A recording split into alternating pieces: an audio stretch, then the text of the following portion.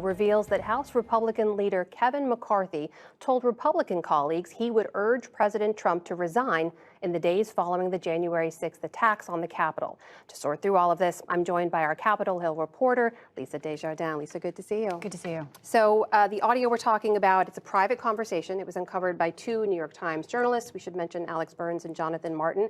It is a conversation between Kevin McCarthy and Liz Cheney. They're talking about President Trump. Let's just take a listen to what they said. Liz, you on the phone? Yeah, I'm here. Thanks, Kevin. Are you hearing that he might resign? Is there any reason to think that might happen? I've had some few discussions. My gut tells me no.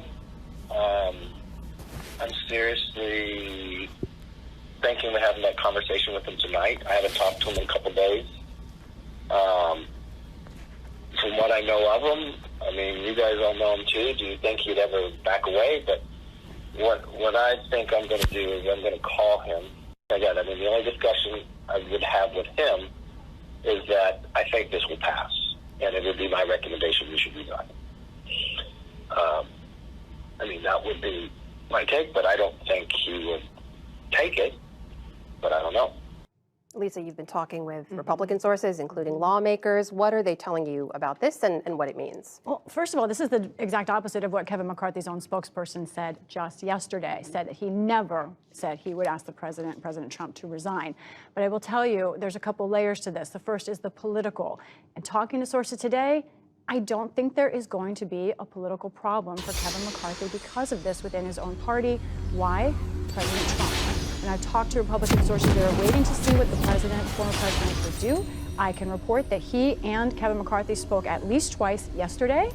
And the readout from that, reported by others, and I have one source on this, is that President Trump is okay with what he heard. Somehow Kevin McCarthy was able to convince him, I'm still on board with you. We don't know if Kevin McCarthy actually ever did ask him to resign, or if he just told that to the Republican leadership there. Another thing benefiting Kevin McCarthy is he is now the top fundraiser ever in the House Republican ranks. He's raised more than $30 million just in the last 3 months. So that helps him politically. But I want to talk about something broader, what this reveals and what this means sort of on a more pervasive level. This shows what was going on behind the scenes. Kevin McCarthy on January 13th went to the House floor and said that President Trump was responsible.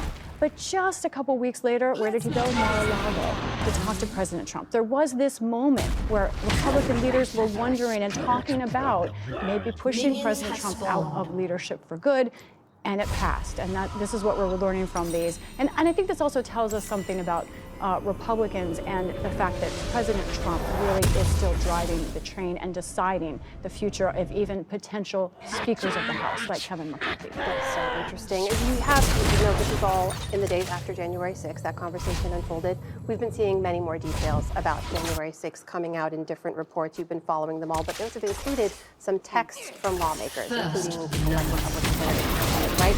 What can you tell us about that? Right. These are texts that were obtained by CNN, and talking to Senator Liu's office, they have not said that these are incorrect. They tried to explain them. But here, I want to read a couple of them, what the senator was doing. He says he was looking for rationale and evidence. But one of these texts on January 3rd, he wrote, I know this will end badly for the president unless we have the Constitution on our side and unless states submit new slates of Trump electors. Let's look at another text. He wrote to Mark Meadows, the chief of staff to President Trump, I've been calling state legislators for hours today, going to spend hours more doing it. I'm trying to figure out a path I can persuasively defend, even if they can't convene. It might be enough for a majority of state legislators to sign a statement indicating how they would vote. That idea is about having separate slates of electors that might run counter to what the popular vote in the states were at the time. Ultimately, Senator Lee did not vote to object to the election, and his team said he ended up not finding evidence. He was really looking for it, but he never found it, and he backed down. But this is different than what we heard from in the public, and it shows you something important here, which is that President Trump, as he was holding on to power, there were others that were also part of this idea of election fraud, looking for it everywhere they could, even though there was no evidence behind the scenes. That push was happening for many political reasons, and Senator Mike Lee was kind of walking both sides there. Very different messages in private versus what we saw in public. Such an important story. You've been following it all. Continue to do so. Lisa Desjardins, thanks so much. You're welcome.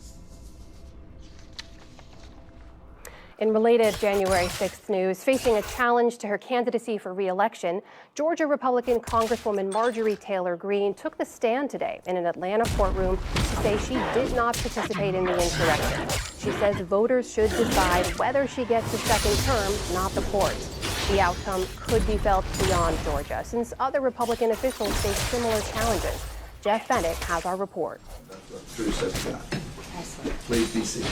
A crucial test for the controversial Congresswoman. I'm just asking questions. Marjorie Taylor Greene, the first lawmaker to testify under oath about the January 6th attack on the U.S. Capitol. I was asking people to come for a peaceful march, which is what everyone is entitled to do under their First Amendment, but I was not asking them to actively engage in violence or any type of action. Denying any involvement and defending her right to be on the ballot in next month's Georgia primary election. Now they're coming after me to remove my name off the ballot. A group of Georgia voters and the organization Free Speech for People filed a legal challenge last month. They say Greene should not be eligible to run for re-election. And they're relying on a clause in the 14th Amendment to the Constitution that says no person shall be a senator or representative in Congress who, having previously taken an oath as a member of Congress, shall have engaged in insurrection or rebellion or given aid or comfort to the enemies thereof. Don't mess with her! Don't mess with her! They argue Greene did exactly that in the lead-up to the January 6th attack by knowingly repeating the lie that the 2020 election was stolen. And we're going to fight for President Trump on January 6th. And urging her supporters to fight for Donald Trump. They point to comments like this that Greene made the night before the insurrection. This is our 1776 moment. She urged and encouraged and helped facilitate violent resistance to our own government, our democracy, and our Constitution. We're going to send our favorite president right back where he belongs, in the White House. Greene remains a fierce defender of the former president. I rise to support the objection. And even though she objected to the vote certification in Congress on January 6th, what's happening to these people being held in custody is wrong. And later criticized the conditions of the D.C. jail where several rioters were being held, she has said the people that broke into the Capitol are solely to blame. Breaking the law is unlawful. There's been over 700 people charged for what happened on January 6th. We will fight even harder because this nation is worth saving. A similar challenge to North Carolina Republican Madison Cawthorn was blocked by a federal judge last month. But in a 73-page ruling earlier this week, a different judge in Georgia cleared the way for today's hearing. With Greene on the stand today, the clock is ticking for a ruling. It's highly unlikely she's going to be removed from the ballot. Amy Steigerwalt is a professor of political science at Georgia State University. She says Greene is likely to prevail. She's an administrative law judge who is hearing all of the evidence, will then make a determination and a recommendation to the Secretary of State, Brad Raffensperger, who is also facing his own re-election and a very strong primary challenge. And to be perfectly blunt, needs many of the same voters who would potentially be voting for Representative Greene in her election to also support him so that he can continue to be Secretary of State. Election officials in Georgia can begin mailing absentee ballots on Monday. For the PBS NewsHour, I'm Jeff Bennett.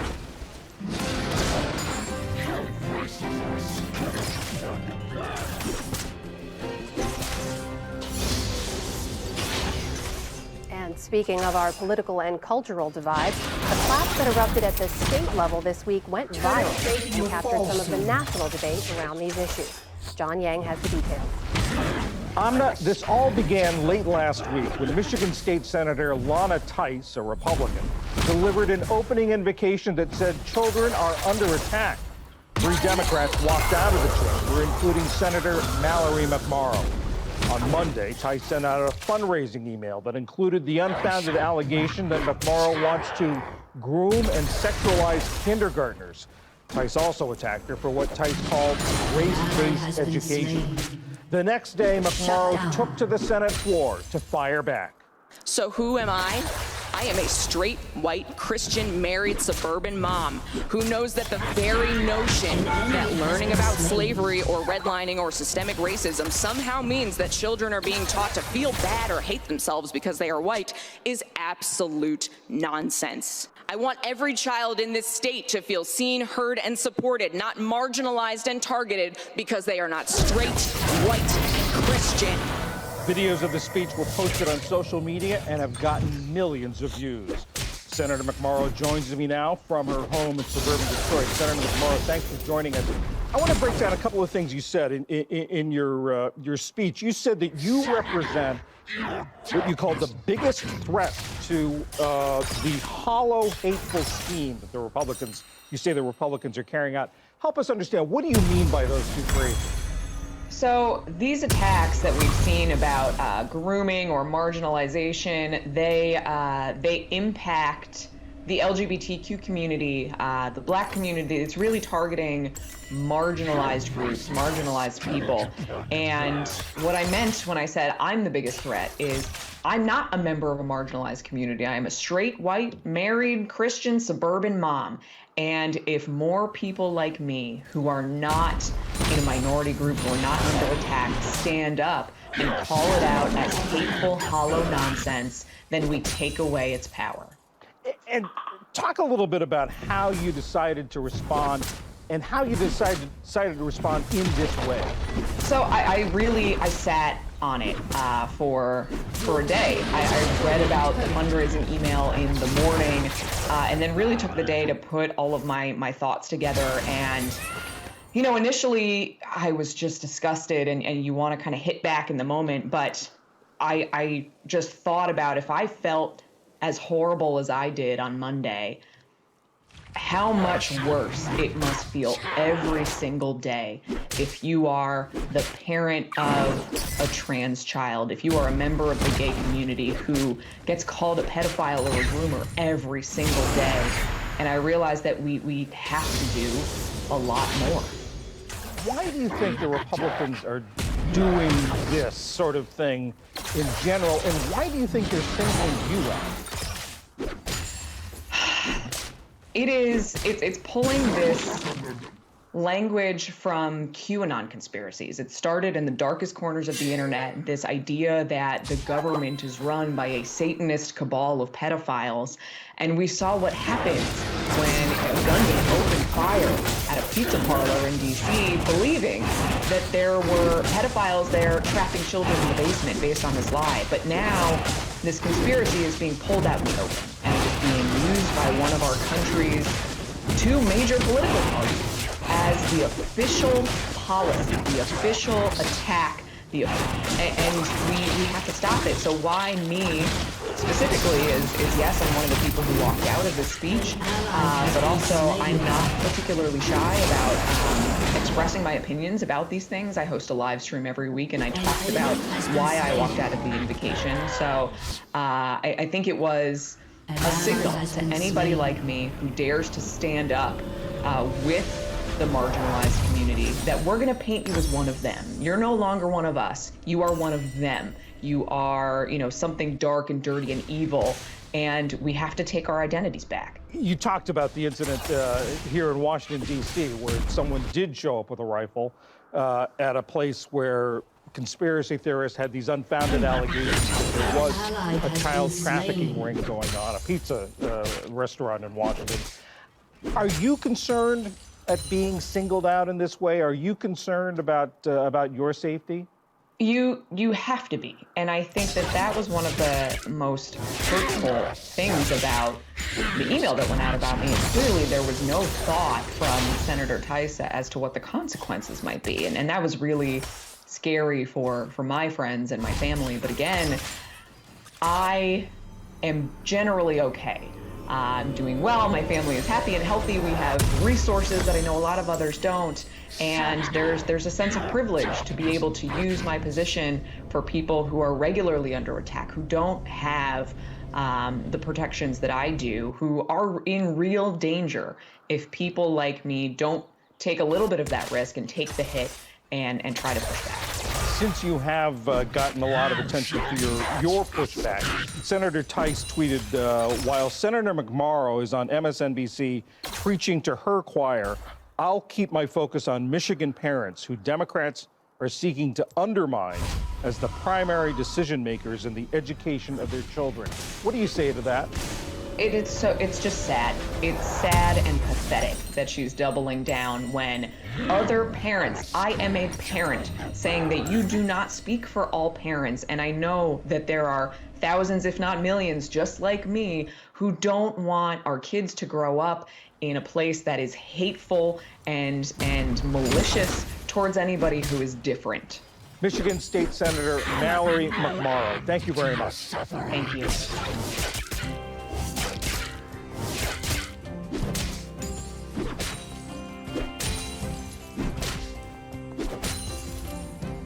From culture clashes in Florida between the Republican Party and Disney to revelations in Washington about actions of lawmakers around January 6th. It has been a busy week in politics across the country. To navigate all of it, we turn to the analysis of Jonathan Capehart. That is New York Times columnist David Brooks and Jonathan Capehart, columnist for the Washington Post.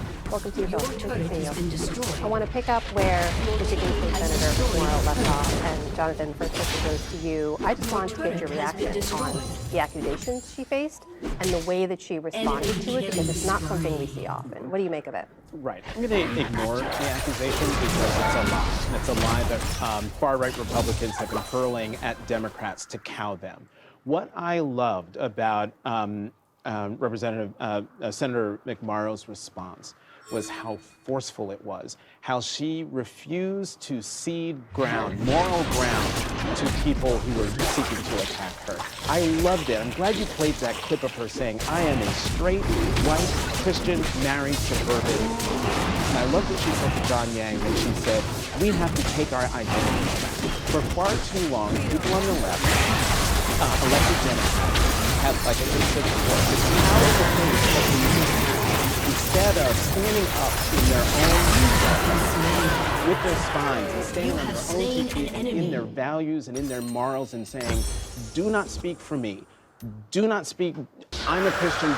Don't tell me that I'm not. I'm a mom. Don't tell me that I'm not. Don't tell me I don't care about my children or other children. I want more McMorrows out there. And she's not the only one.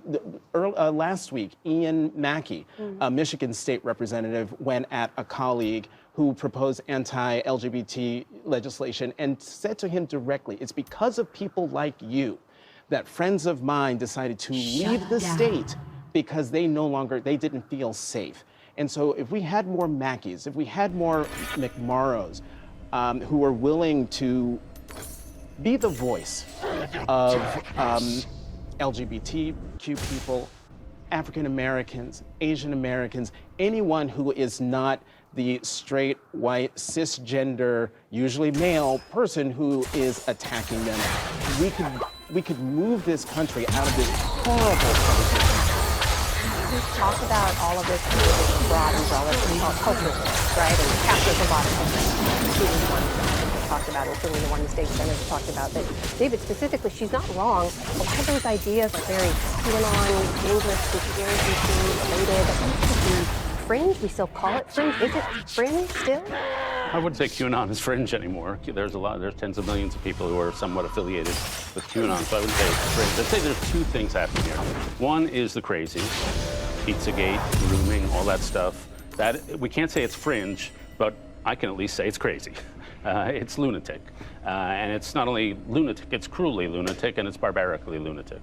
So that's happening, and she was responding. I found her a very compelling human being. Then there is the culture. I'm not going to call it a cultural difference.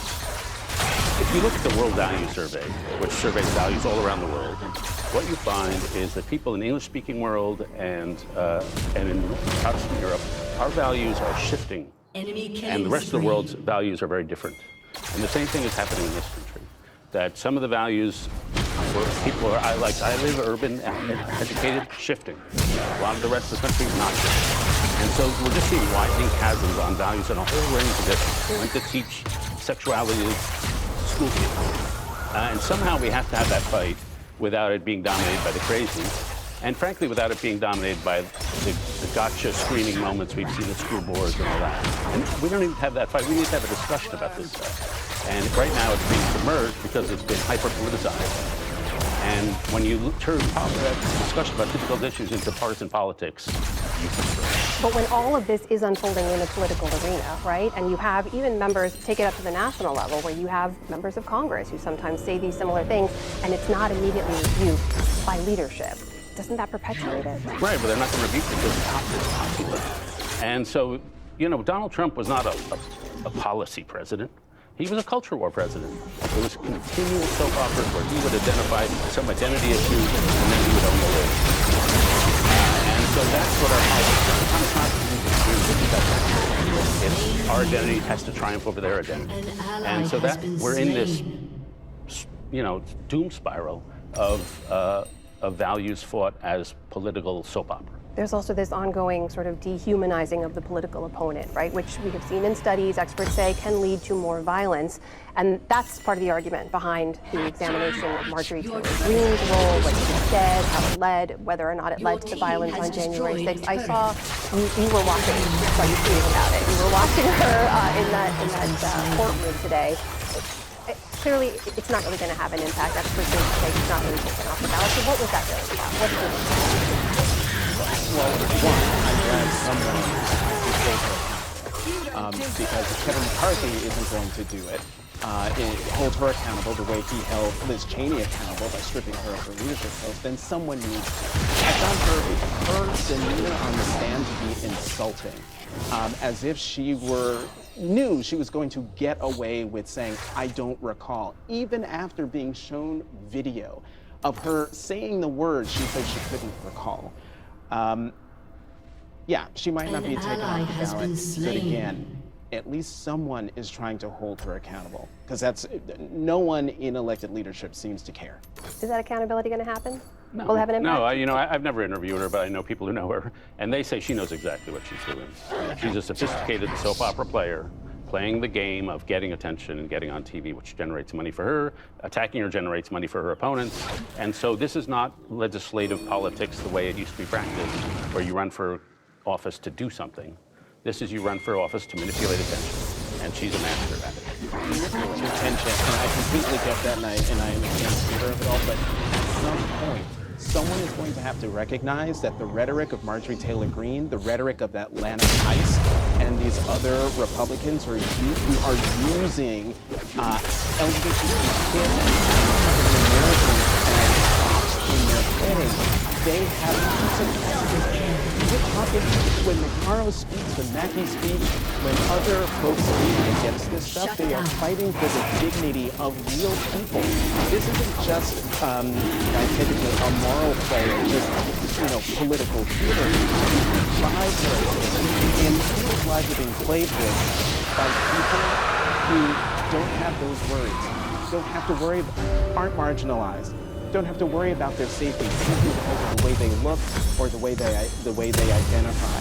And that is the problem I have with what's happening right now. And to know that Marjorie Taylor Greene actually is sophisticated and knows exactly what she's doing makes it even more insulting. She's playing with all of our lives. We have seen Leader McCarthy face a number of questions about why he hasn't done more, right? In the past, she's attended a white nationalist conference and talk about consequences. We don't really see them, but I want to ask you about that audio tape. That, of course, as she was on the stand there, that was being played out across the news networks.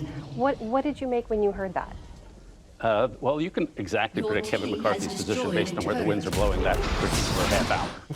And so there was a long period where Trump was riding high and he was pro-Trump. There was a brief little window where Trump seemed to be, maybe things were shifting, and Kevin McCarthy zoomed over, then the winds shifted back, Kevin McCarthy shifted back. And what you see is the corrosive effect first of Trumpism, which is only the current moment matters. We don't have any long-term memory. And second, the corrosive effect of so many Republicans in Congress saying one thing in public and believing another thing in private. And when you do that long enough, you erode any sort of sense of conscience of who you are, and you wind up with Kevin Trump.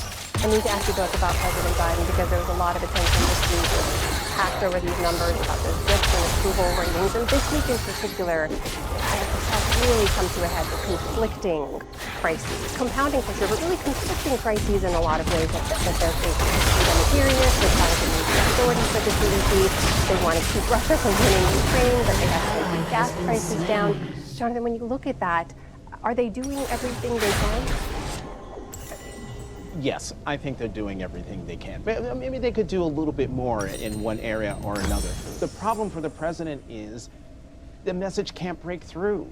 Perry Bacon has a great column, had a great column in the Washington Post where he talked about, we're at this point where no matter who the president is, about half the country's gonna hate him one day.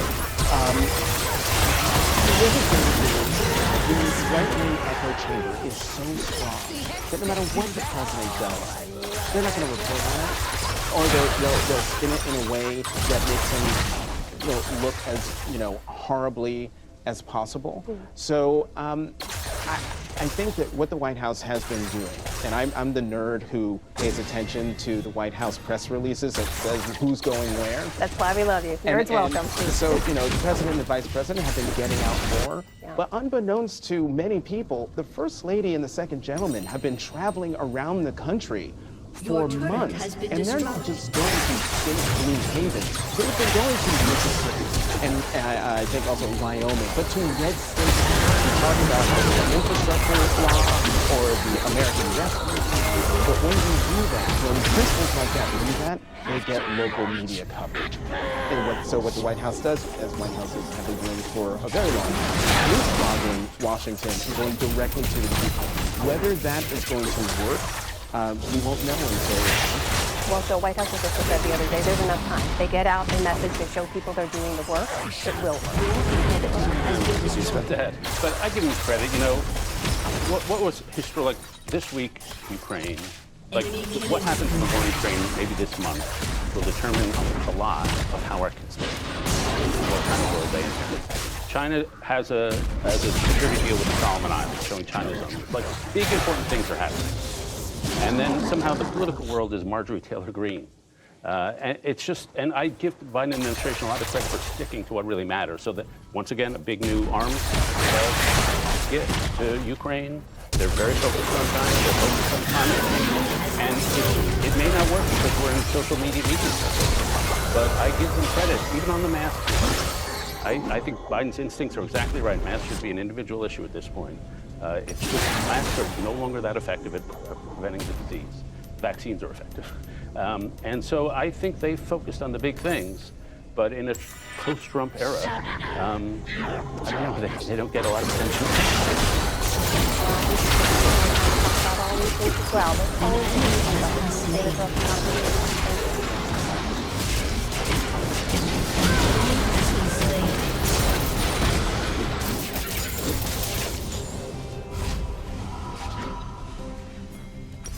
On this Earth Day, we turn to a writer looking at nature at risk, rhythms of Southern life, and much more through the art of the essay.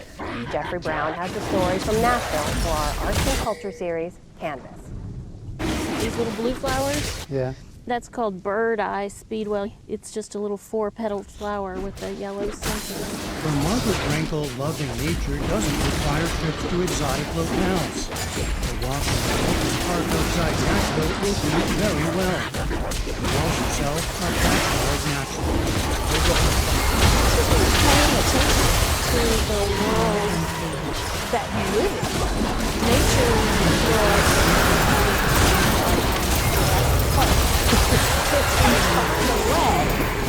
if we give it half a chance.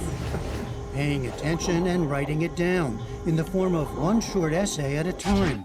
Many are collected in the recent book, Graceland at Last, Notes on Hope and Heartache from the American South. It was honored with the 2022 PEN America Award for the art of the essay. I want to make other people fall in love with what I love. We don't work to preserve what we don't care about. We work to preserve what we're in love with. Her first book, Late Migrations, A Natural History of Love and Loss, is a love letter to her family and to the natural world that has always captivated her. From early childhood in rural Alabama, grade school years in Birmingham, college at Auburn and grad school at the University of South Carolina. She met her husband, to their life together in Nashville today. She always wanted to write first poetry, but a life writing essays, that's not impossible. When I was a young early writer, I wrote an essay about my then 2-year-old and how boring it was to have to play the same games over and over again. And it was called Zen and the Art of Motherhood. And it was just sort of about making peace with the moment and not the to-do list and the plans. And I got this call from an agent, and she said, have you ever thought about writing a book? And I said, a book of essays? And she said, oh no, nobody reads essays. And so I was just like, I had to wait for the world to change a little bit.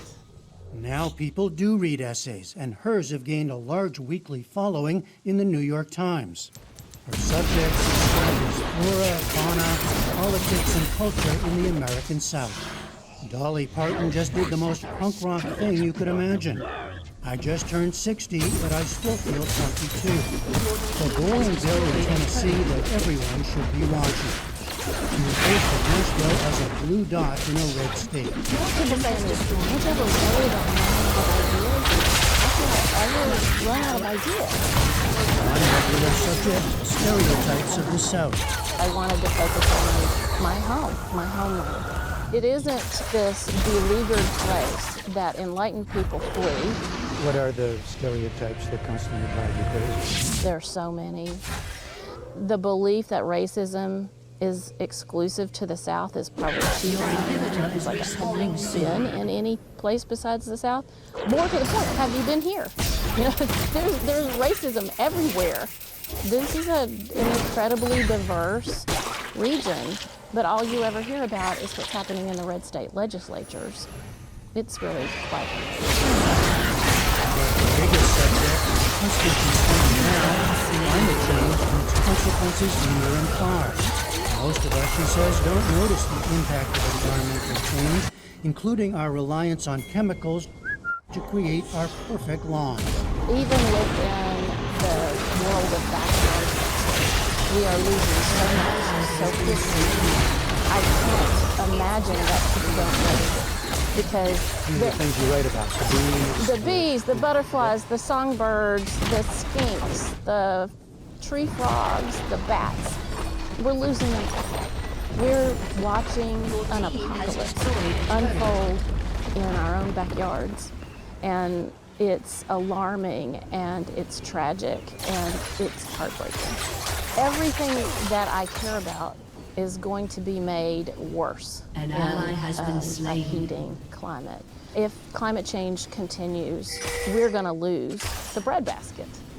What does that mean? It means more hunger. If what you're worried about is racial justice, you look at where the changing climate most affects people, or where the pollution is most often dumped, it's in communities of color. Writing a book is an exercise in loneliness. He spoke of her passions and the role of fellow writers in accepting the PEN America Essay Award. For preserving and enriching our shared culture, for holding back the barbarians, for standing always for truth. Many of these are personal essays. You're at the center of it. Strikes me as a strange occupation, you know, to write about yourself almost with an assumption that the rest of us care. And plenty of people just do not. And they want to let me know for sure that they don't care. Yeah.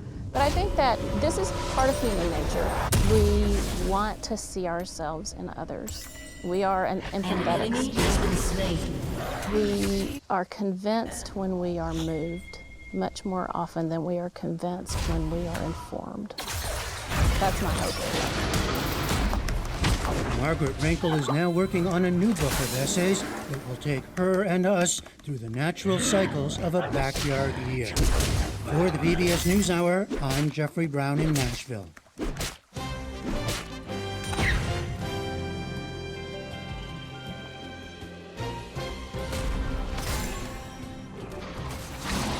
And on the NewsHour online, mobile home parks are seeing growing interest from investors who can drive up rental costs for residents.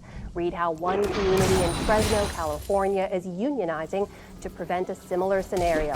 Right now, you can read that at pbs.org/newshour. Coming up on Washington Week, moderator Yamiche Alcindor and her panel delve deeper into Russia's war in Ukraine and the upcoming midterm elections. That is tonight on PBS. And tomorrow on PBS News Weekend, how sea level rise threatens farmers on Virginia's sinking eastern shore. And that is the NewsHour for tonight. I'm Amina Baz. Join us online and again here on Monday evening.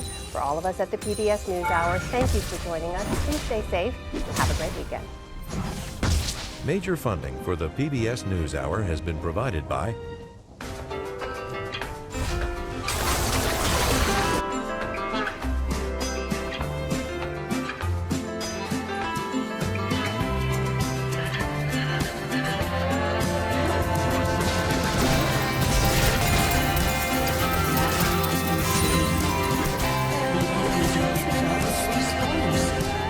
moving our economy for 160 years. BNSF, the engine that connects us.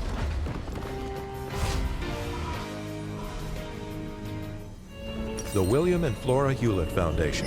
For more than 50 years, advancing ideas and supporting institutions to promote a better world. At hewlett.org. Supporting social entrepreneurs and their solutions to the world's most pressing problems. SkollFoundation.org. And with the ongoing support of these institutions.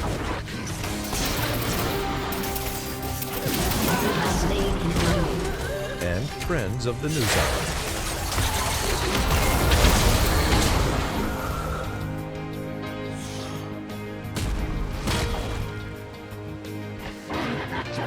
This program was made possible by the Corporation for Public Broadcasting and by contributions to your PBS station from viewers like you.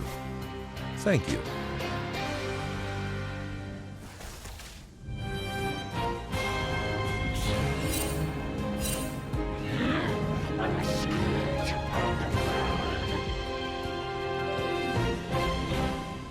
An enemy has been slain. An enemy has been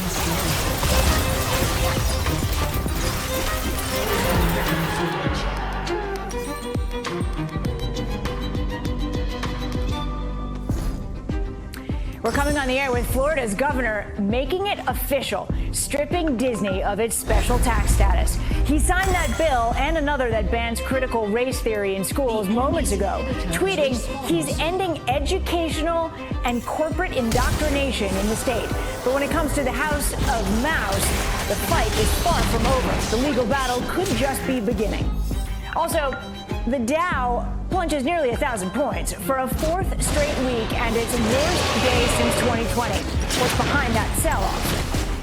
And we just got word that one of the most powerful members of Congress caught in a lie on tape is apologizing to former President Trump. What is making the House Minority Leader say he is sorry? Still ahead.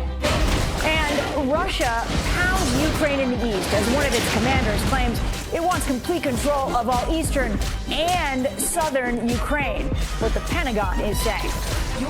Plus, this Earth Day, President Biden tries to strike a balance between going green and at the same time cutting costs for inflation-weary Americans. Is he doing enough on climate change to satisfy midterm voters? And time is running out for a Texas mom scheduled to die for the death of her toddler. Why the race is on to save her from both sides of the political aisle.